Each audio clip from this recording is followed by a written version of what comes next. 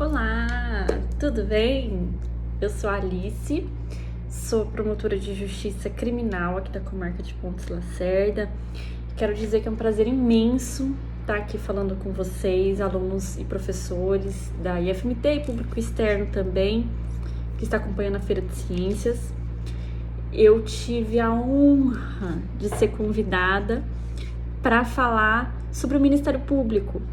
E o tema que eu escolhi para falar hoje é: quem é o Ministério Público? É claro que essa pergunta, quem é o Ministério Público, é uma pergunta provocativa, porque na verdade o Ministério Público é uma instituição permanente, essencial à função jurisdicional do Estado e que presta um serviço muito importante ao lado de todas as outras instituições, porque cada instituição tem a sua grande importância na formação desse lindo país, Brasil. E vamos lá então falar sobre o meu motivo de estar aqui hoje, que é o Ministério Público. Eu sou promotora desde 2012, sendo que eu já passei por várias comarcas no estado e agora eu estou aqui em Pontes Lacerda. E tenho a honra de compor o Ministério Público, que é muito abrangente e atua em muitas áreas, desde a área criminal, a área da infância e juventude, da proteção do patrimônio público, do meio ambiente. Tem muita coisa que promotor trabalha, tem muita coisa que promotor mexe. E eu tô aqui para fazer um apanhado das questões mais importantes para vocês, tá bom? Explicando genericamente o que é essa instituição. E quem sabe, despertando o desejo, o interesse, a vontade em alguma pessoa que porventura esteja ouvindo, para futuramente ser meu colega ou minha colega e compor a nossa carreira de promotores de justiça. Já de antemão eu adianto que para ser promotor de justiça precisa passar num concurso público. Vários cargos, né? Você precisa entrar através de concurso público. Promotor de justiça é um deles. Você tem que ter formado em Direito, bacharel em Direito, ter 3 anos de prática jurídica, ou seja, atuar 3 anos, e essa foi uma introdução, uma mudança que teve numa emenda constitucional, acho que foi de 2004, salvo engano, salvo engano, que visava dar mais uma experiência, porque foi se vendo que o cargo de promotor e de juiz, por exemplo, que são dois que exigem esses 3 anos de prática jurídica, ele requer, por vezes, uma maior experiência por parte daquele profissional, que pode se tornar temerário a assunção, por exemplo, assumir esse cargo aos 22 anos saindo da faculdade. Muita gente é muito responsável aos 22 anos, mas de modo geral, pensando num aspecto geral, seria interessante dar uns 3 anos ali para a pessoa entrar por volta dos 25 anos no mínimo, embora a nossa média seja entrar um pouco mais velho. 25 anos foi inclusive a idade que eu entrei, que eu esperei passar os 3 anos e ingressei, para que se tenha um pouco mais de vivência, um pouco mais de experiência. Mas vamos chegar lá ainda para falar sobre o ingresso. Vamos começar falando sobre quem é o Ministério Público. O que é o Ministério Público? Vamos lá. O Ministério Público, ele já existe há muito tempo, ele não é de agora, né? O surgimento dele não é algo recente, historicamente recente. Mas com a roupagem, com a forma que a gente conhece, o jeito que hoje o Ministério Público ele é concatenado, ele é tido, ele já a forma que ele ocupa atualmente, vamos dizer assim, ele assume a partir da Constituição de 88. Bom, a gente tem um período no Brasil grande, né? Todos sabem, de ditadura militar. Depois surge a Constituição de 88, surgindo a partir dali, em termos jurídicos, um novo Estado, né? Porque cada Constituição, ela rompe um Estado anterior, falando de constitucionalismo, ela rompe um Estado anterior e se começa, em termos jurídicos, um novo Estado a partir dali, e foi o que fez a Constituição de 88. E ela colocou o Ministério Público como uma instituição que seria responsável pela fiscalização da ordem jurídica e do poder público. Então, o promotor de justiça, a promotora de justiça, ele vai ter funções variadas que vão enraizar em vários aspectos, como eu já adiantei aqui no início, né? Infância, juventude, crimes, júris, probidade administrativa, vários aspectos. Mas o cerne, o topo da atuação ministerial é a defesa e a manutenção da ordem jurídica do Estado constituído e a fiscalização do poder público, dos atos públicos, entendeu? O Ministério Público funciona sempre como um órgão fiscalizador. Por isso que a gente brinca que o promotor de justiça é sempre aquele cara chato, que vai estar lá fiscalizando, que vai estar lá apontando o dedo, que vai estar lá falando, não, tá errado, me explica isso aí direito. Essa é a função do promotor, é ser o fiscalizador, é ser o que está sempre lá questionando, sempre olhando e ser uma porta de entrada para a sociedade, caso ela precise, caso ela queira conversar, fiscalizar, saber o que está acontecendo. Mas vamos lá. Vamos começar entendendo primeiro os aspectos desse estado, né? Estado, quando eu digo, não estou falando, me referindo ao estado de Mato Grosso, por exemplo. Estou me referindo ao estado como um ente público, tá? Como um ente... Estado Brasil, vamos dizer assim. O estado, ele é composto por 3 poderes. O poder legislativo, o poder executivo e o poder judiciário.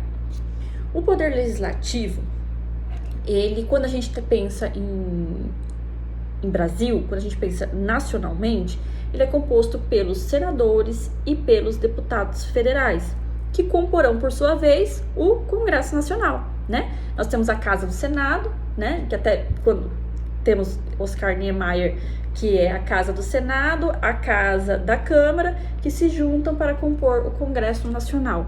Essa é até o design feito pelo arquiteto famoso, quando fez ali o nosso Congresso Nacional.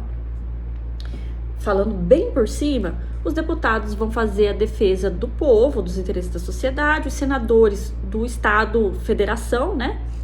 Mato Grosso, Rondônia, São Paulo, e eles juntos comporão o Congresso Nacional. Então esse nós temos o Legislativo. O Legislativo, ele é muito importante, e a gente tem que pensar muito quando a gente escolhe os nossos deputados, os nossos senadores, porque eles farão as nossas leis. E são as leis que regem a nossa vida, entendeu? Eu, como promotora, como agente pública, qualquer funcionário público, um juiz, quando ele vai aplicar, quando ele vai julgar, eles estão adstritos a cumprir a lei. A gente não pode sair inventando coisas da nossa cabeça, a gente tem que cumprir a lei. Então, por isso que é muito importante que quando as pessoas escolham seus candidatos no legislativo, pensem nisso, que as leis que vão reger, que vão determinar políticas públicas, punições, são essas pessoas que vão criar, são esses valores que vão nortear o nosso país. Então é muito importante que tenha esse tipo de consciência na hora de votar, né? Escolham pessoas que estejam coadunadas com os valores que você quer para a sua sociedade, entendeu? Porque são essas leis que vão reger a sociedade em que a gente vive. Quando a gente pensa em Estado e a gente pensa em poder legislativo, quando a gente pensa em Estado de Mato Grosso, por exemplo, eu já falei que nacionalmente a gente vai pensar em quê? Deputados e senadores. E estadualmente, quem que a gente vai pensar? Deputados estaduais, que comporão a Assembleia Legislativa, que no caso aqui do nosso estado fica em Cuiabá, e farão as leis estaduais, que são as leis que regem os interesses do estado, entendeu? Por exemplo, uma questão de ICMS vai ser uma lei estadual, uma questão envolvendo carros, Detran, vai ser uma lei estadual. Então, eles farão as leis estaduais. E temos no município, no local mais próximo de nós, a nossa vivência mais perto, nós temos os vereadores, que comporão o poder legislativo municipal. Eles fazem só as leis? Não, eles fazem muitas outras coisas. Como, por exemplo, eles fiscalizam o executivo, eles aprovam as contas do executivo, entendeu? Então, ali já começa uma coisa que eu vou chegar mais à frente, mas vocês já começam a enxergar o quê? Que os poderes são independentes e harmônicos entre si, mas eles se interpenetram no sentido do quê? Da fiscalização, em que um fiscaliza o outro e eles juntos vão se contrabalanceando para a gente ter um estado equilibrado. Então, o legislativo, ele faz as leis, mas ele fiscaliza também o executivo. E mais, ele fiscaliza votando impeachment. Nós tivemos um caso recente, nós já tínhamos tido o caso do Collor, mas tivemos recentemente também o impeachment de uma presidente, em que foi votado pelo poder legislativo, né? É votado então é mais um caso ali de balanceamento e fiscalização. Por seu turno, nós temos também o poder executivo. O poder executivo, ele vai ser o poder que vai colocar a mão na massa, que vai concretizar as políticas públicas determinadas pela lei. Ou seja, o que o legislativo fez abstratamente, porque a lei ela é geral e abstrata, entendeu? A lei é para todos. A lei, quando a gente pensa idealmente numa lei, ela é para todos, ela é abstrata, ela não tem cara, ela não tem nome, ela não tem cor, ela é abstrata, ela é geral. Quando essa lei nasce da abstração, da generalidade e vem para o mundo real, para o mundo concreto, ela é concretizada através do poder executivo. O poder executivo vai pegar, então o legislativo, quando fez a lei, falou que todo mundo tem direito à educação de X a 17 anos. Então, eu vou ter que fazer cumprir essa lei e vou ter que dar educação para essas pessoas. Então quer dizer que todo mundo tem direito à segurança. Então, eu, executivo, terei que me organizar, vou ter que paramentar as polícias que compete ao poder executivo, essa administração, para que garantam a segurança através das polícias civis, das polícias militares, entendeu? Então quer dizer que a lei garante que as pessoas têm o direito à aposentadoria ao atingir X idade. Sim, então tenho que criar um fundo de pensão, né? Um fundo previdenciário para que possa administrar esse dinheiro, recolhendo contribuição, pagando aposentadoria, vendo que tipo de atualizações que tem que fazer para que todos possam se aposentar. Então é isso. Eles pegam ideias abstratas e genéricas e vão colocar no papel. Eles vão fazer o quê? Vão garantir educação, vão administrar a segurança pública, vão administrar a cidade, e são de extrema importância. Eles influenciam demais na nossa vida e não preciso nem ficar falando aqui da importância de escolher os nossos candidatos ao executivo, né? Porque eles vão administrar o nosso dinheiro, vão administrar as nossas escolhas, vão administrar a forma como as políticas públicas são concretizadas. Então, é muito importante a escolha dos nossos membros. Nacionalmente, nós temos o presidente da República, estadualmente, nós temos o governador do estado e aqui no município teremos o prefeito. Esses são, primordialmente, os representantes do poder executivo. Claro que cada representante do poder executivo terá uma grande equipe para fazer isso, né? Os ministros, quando a gente pensa no presidente da República, os secretários de obras, de esportes, quando a gente pensa no prefeito, os secretários de estado, quando a gente pensa no estado, tá bom? E nós temos o poder judiciário. O poder judiciário, ele surge para dirimir as lides, para garantir direitos. Quando um direito é violado, você tem um direito fundamental de se valer do judiciário, de bater as portas do judiciário para falar, ei, eu tenho um direito que foi violado, está sendo omisso, me ajude. Eu quero matricular meu filho na escola, mas não estou achando vaga, me ajude. E aí vem o poder judiciário. Então, nós temos o poder legislativo, o poder executivo e o poder judiciário. Eles devem viver... Desculpa, tô bebendo uma água. Eles devem viver harmônica e equilibradamente entre si, em que um deve não interferir na esfera do outro, a não ser quando precisa exercer os seus gestos de controle. Porque o Estado, para ele se manter equilibrado, influencia, fiscaliza o outro. E aí vem o Ministério Público, e você deve estar se perguntando. Mas Alice, o Ministério Público, ele compõe o poder executivo, o poder legislativo, ou ele compõe o judiciário? Nenhum. O Ministério Público, ele surge com uma roupagem única, porque ele não compõe essencialmente nenhum dos três poderes. Para que o Ministério Público possa exercer livremente o seu papel de fiscalizar, é importante que ele não esteja subordinado a nenhum dos três poderes. Porque se você fiscaliza, mas você ao mesmo tempo é subordinado a alguém, você não tem total autonomia para fiscalizar. O Porque você pode ter medo de represálias, porque você pode ter medo de cortarem as suas verbas e você passar fome.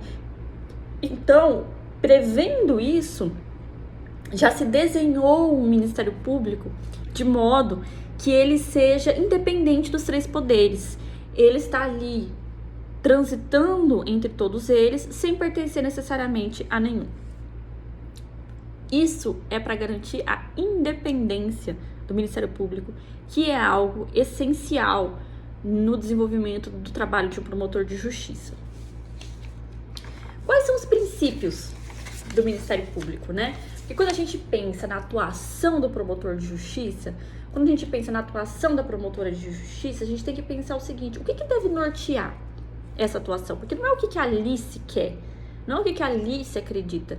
Eu pertenço a uma instituição e faço o juramento de defender os valores daquela instituição, entendeu? Para além das minhas convicções pessoais, eu tenho que estar atrelada com o que a minha instituição, ela nasce para o quê? Entendeu? Qual é a minha função enquanto agente de Estado? Quais são os valores que o Ministério Público prega, que o Ministério Público preza e que, portanto, devem ser perseguidos por seus membros? E aí surgem os princípios norteadores dessa atuação, tá? Primeiro, defender a ordem jurídica, defender a existência e respeito às leis. Essa é a primeira função do promotor de justiça. Segundo, defender o regime democrático. Nós, felizmente, vivemos em um regime democrático atualmente. E é uma das funções primordiais do Ministério Público defender a existência desse regime democrático e a permanência desse regime democrático. Terceiro, defender os interesses sociais. E quarto, defender os interesses individuais indisponíveis. Vamos falar um pouquinho sobre esses princípios? O que são interesses sociais? Interesses sociais, que é uma das funções primordiais do Ministério Público, essa defesa, são interesses que são interesses de toda a sociedade e não só de um indivíduo. Eles são inerentes ao nosso valor enquanto sociedade, né? Porque quando existe a Alice, existe o José, existe a Maria, existe o Roberto, mas quando nos unimos, nós formamos a sociedade brasileira, né? Interesses sociais são interesses que são caros, que são importantes a todos nós, e não a um ou outro, a A ou a B. São interesses que todos devem observar e todos devem gozar, no sentido de que todos têm direito àquelas prerrogativas, tá? Por exemplo, dinheiro público. Desvio de dinheiro público, ele não é um ato que interessa a João ou a Maria, ele é algo que interessa a todos. E aí a defesa da propriedade administrativa, né, que o promotor deve fazer, que o promotor deve fiscalizar a aplicação, o desvio de recursos públicos, porque ele é um interesse social de todos. A educação, a saúde, tá? A segurança, são todos interesses sociais, e isso são atuações. Sempre que você estiver diante de um interesse social, diante de um interesse que diz respeito a toda uma sociedade, a gente vai ter a legitimidade da atuação de um promotor de justiça. Para além disso, nós temos também os interesses individuais indisponíveis, e aí você deve estar se perguntando, o que são interesses individuais indisponíveis? Interesses individuais indisponíveis são aqueles que dizem respeito a uma pessoa, a um ser humano, mas eles estão intrinsecamente ligados com a dignidade da pessoa humana. E aquela pessoa, mesmo que ela queira, ela não pode abrir mão daquele interesse, entendeu? Ela não pode abrir mão, porque o simples fato dela ser uma pessoa, dela ser um ser humano, já torna aquele... Ela pode abrir mão de muitas coisas, de dinheiro, de patrimônio, se vai viver, se vai trabalhar para só pagar suas contas, ou se vai trabalhar para juntar dinheiro. São escolhas privadas. Você vai casar, você não vai casar, escolhas privadas da pessoa. Mas tem certos direitos que eles estão acima do campo da disponibilidade. Eles entram na indisponibilidade, entendeu? A vida, é um direito indisponível que a pessoa, mesmo que ela queira dispor, o Ministério Público tem que estar ali para garantir, entendeu? Então, alguém que precisa de um tratamento médico, você de cara poderia pensar, não, mas isso aí é um interesse da pessoa só, não diz respeito à sociedade inteira, diz respeito somente ao João. Mas por ser um direito individual indisponível, há interesse do Ministério Público em defender. Por quê? Porque faz parte da sua raiz, faz parte do seu conjunto de princípios.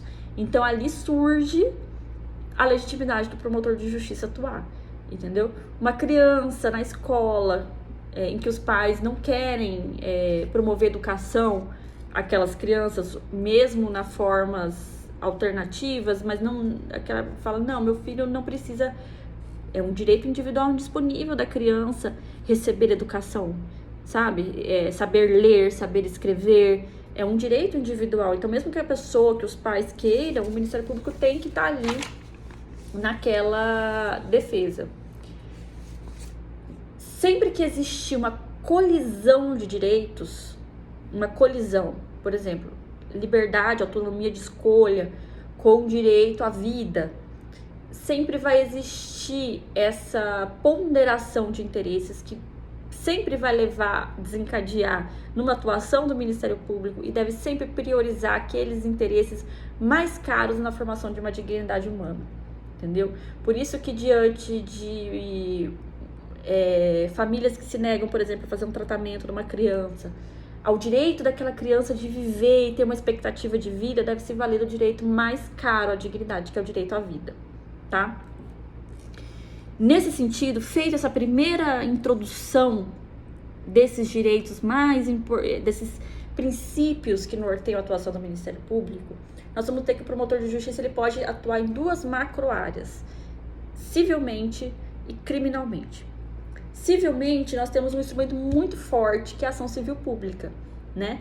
Que a ação civil pública está justamente aí para defender esses direitos mais importantes. Sempre que o promotor se vê diante de um direito maculado, ofendido, que diz respeito à sociedade ou mesmo individual indisponível, ele vai se valer das ações civis públicas, tá? Se vamos supor um prefeito de determinado município desviar valores em dinheiro, o Ministério Público poderá ingressar com uma ação civil pública de ressarcimento, com uma improbidade administrativa, para que aquele gestor eventualmente perca o cargo. Então aí surge a ação civil pública. E nós temos a seara criminal, que é uma atuação muito importante do Ministério Público. Vocês sabem como que funciona no nosso país? Funciona assim. Quando ocorre um crime, a polícia, que primeiro vai ter acesso a isso, vai investigar, tá? Vai identificar os autores desse crime, as circunstâncias desse crime. A partir do momento que ele concluiu o chamado inquérito policial, ele remete ao Ministério Público, a quem, enquanto titular da ação penal, porque veja bem, a segurança é um direito fundamental, é um direito social fundamental. Então, o Ministério Público, por seus princípios, devem estar na defesa desses direitos. Então, aí, concluído esse inquérito policial, identificado o autor deste crime, cabe ao Ministério Público promover a ação penal através de uma denúncia. E aí a gente vai até o judiciário e fala assim, seu juiz, fulano cometeu um crime. Vamos dar início a esse processo para que ele receba uma pena? E aí o promotor de justiça acompanha desde o início da denúncia até o final da sentença, fazendo a acusação penal, instruindo, produzindo provas em juízo, porque todo mundo tem direito a contraditório e ampla defesa, tá bom? Não é porque o promotor tá falando simplesmente que aquela pessoa cometeu que fica por isso. Não. Um juiz isento e imparcial deve julgar aquela pessoa a partir do que o Ministério Público está falando e do que a defesa traz de contraposição. Tá? Então o promotor fala, olha, ele cometeu o crime e as provas que eu tenho são essas, que ele cometeu o crime. E aí vem o advogado de defesa ou o defensor público e fala assim, não cometeu e as provas que eu vou comprovar, provar a inocência do meu cliente são essas. E traz a prova. E cabe ao juiz fazer o julgamento final de forma muito imparcial e muito isenta e depois a pessoa ainda vai ter direito a recorrer aos tribunais superiores, tá bom? É sempre o juiz que julga? Nem sempre. Vocês sabiam que a nossa Constituição de 88 previu que em determinados casos, quem julga são vocês, membros da sociedade, ou seja, não é um juiz togado, um juiz que passou num concurso público, que estudou direito. Não, são os membros da sociedade. Que casos que são esses? São os crimes dolosos contra a vida. São os crimes em que alguém atentou contra a vida de outra pessoa. Nesses casos, não é um juiz que vai fazer um julgamento, vai ser um júri popular, formado através da sociedade, formado através de pessoas que compõem aquele local, que se juntarão num conselho de sentença de 7 pessoas, tá? Que são jurados, e que julgarão aquela pessoa. Se vocês já foram jurados alguma vez, se não foram, vocês podem ir até os julgamentos da sua cidade, vocês pegam a pauta no fórum, olhem que dia que vai ter um julgamento e participem, porque é direito de vocês assistir. Estava restrito agora por causa da pandemia, mas já está sendo liberado agora, vou poder voltar a assistir, porque historicamente sempre você pode assistir a esses julgamentos. Então é legal que você vá, que você assista, para você participar da vida da sua sociedade. Você deve participar da vida social, do local em que você se encontra, votando nas eleições, escolhendo os seus candidatos, os seus gestores, os seus vereadores, os seus deputados, enfim. Você deve participar da vida social da sua cidade, acompanhando os julgamentos, e eu não digo só os tribunais do júri, por exemplo, os julgamentos da Câmara das Contas. Você deve participar denunciando ao Ministério Público, por exemplo, quando você vê algo errado, procurando seus direitos, batendo na porta das instituições quando algum direito seu é violado, entendeu? A gente tem que ter em mente que para construir um Brasil que a gente quer, que a gente almeja, isso não pode ser passado, delegado somente para as outras pessoas. Isso perpassa naturalmente por nós, por cada um de nós, principalmente para vocês que são jovens, entendeu? A construção de uma sociedade, ela é dever, poder de cada um de nós, tá? Então a gente deve cobrar sim por uma sociedade mais justa, por uma sociedade mais igualitária, mas a gente deve participar dessa construção, entendeu? A gente deve construir conjuntamente esse conjunto a gente deve concretizar e buscar juntos esse conjunto de ideais que nós almejamos para o nosso país, tá bom? Meu tempo tá acabando, mas eu queria deixar aqui uma mensagem para todos vocês. Primeiro, que eu tenho muito orgulho de fazer parte do Ministério Público Brasileiro. Eu tenho muito orgulho especificamente de ser membro do Ministério Público do Estado de Mato Grosso, estado que eu sou originária, eu sou uma mato-grossense, e tenho muito orgulho de fazer parte aqui dessa instituição. E eu queria dizer que nós, do Ministério Público, nós representamos vocês, entendeu? Nós estamos na defesa da sociedade.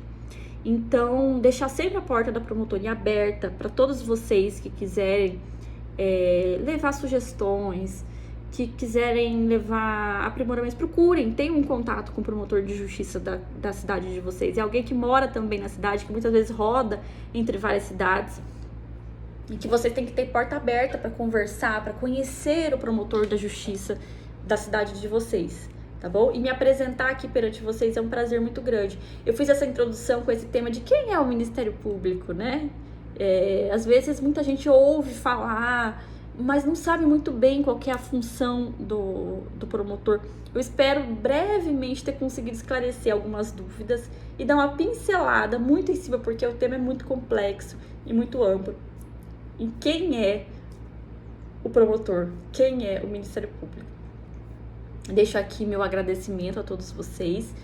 Caso queiram me contatar para qualquer motivo, meu e-mail é alice.silva@mpmt.mp.br, né? MP de Ministério Público, MT de Mato Grosso, .mp de Ministério Público.br. Deixo aqui à disposição para os senhores, para o que precisarem, tá bom? Agradeço pela atenção e muito obrigada e até mais.